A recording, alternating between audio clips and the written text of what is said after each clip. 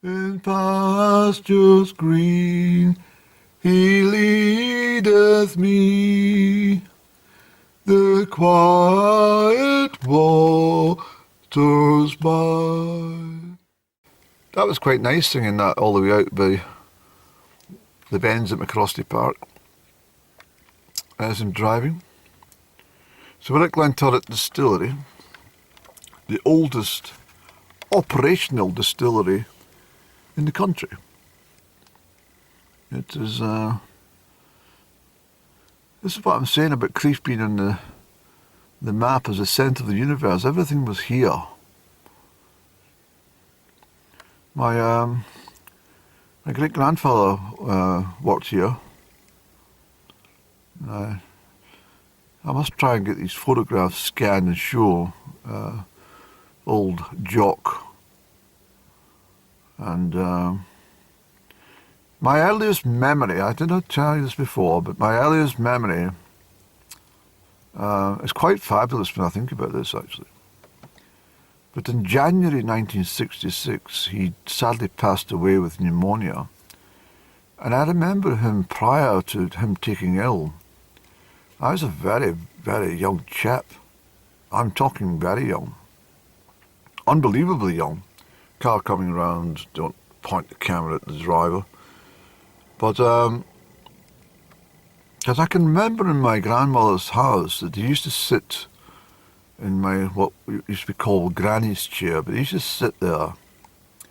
I can always remember his leg crossed over one other and he smoked a pipe. He wore a white shirt like the colour of that building, whitewashed shirt, and a black waistcoat. And he always had a pocket watch, which I was given as a present by my granny to remind me of him. I've still got it. And it's I'll show you this pocket watch, it's a very small thing. And it does still work, you see. But anyway, it was on a chain, and he used to sit and smoke his pipe. And he wore a bonnet, a check bonnet, on his head in the house. And he used to spit towards the coal fire. I always remember this. And I always remember the rich smell of the tobacco. And I'd be sitting on the other chair or playing something, and I do remember it. I don't remember many conversations with him. I was only a baby, well, young. But I remember being guided through to the bedroom one time, in the back bedroom of the house. It was a very old-fashioned house, you see. It was a very mysterious house. It was full of antiquities and secret cupboards and corners. It was quite amazing. And sometimes my grandmother would allow me to spend an afternoon exploring the chests and the bottom drawer or the deep oak drawers of the dresser. And it was filled with amazing things, I can tell you. Amazing things. But anyway, she said, come through.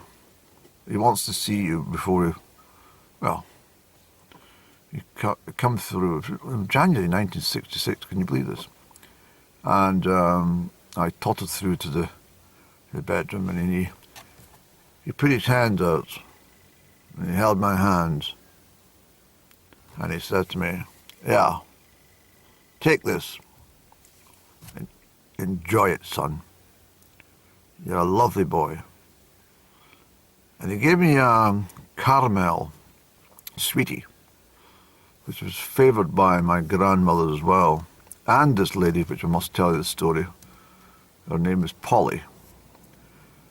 I'll tell you that in a moment, actually. But anyway, he gave me this sweetie. And then the next day, I remember some commotion in the house. And, I had to go back to mum and dad's. Back to see Granny one day. I says, where's Grandpa? He's gone away. That's as much as I remember. So I think from a very early age, I'm sure I experienced loss. Not like the loss of up and down, but certainly I experienced a lot of loss. And I remember when I was about 7, I was about 7-year-old. No, I was about 9-year-old actually. And my grandmother says to me, "Come with me, Andrew. Come quick." So I knew there was some sort of event had occurred when I had to skip along by my granny's ankles across the high street from my house, and we ventured up this dark, creaky stairwell of this old-fashioned house. And we went into our house, and I knew the lady because she was always visiting my grandmama, and she looked rather poorly. She was very poorly, and my gran told me to lift her ankles while she lifted her body. I said, "What are we doing?" And she says, "Well, just lift, Andrew, lift. All your strength, son." And I did, and we placed the lady on the bed. My arms and my back were aching. And I said, "What's wrong with her? She's not speaking." I since know that she'd taken a bit of a bad turn, a stroke or something it's called, and unfortunately she didn't survive. There is an addition to the story, but I'm not going to tell you it, not just now.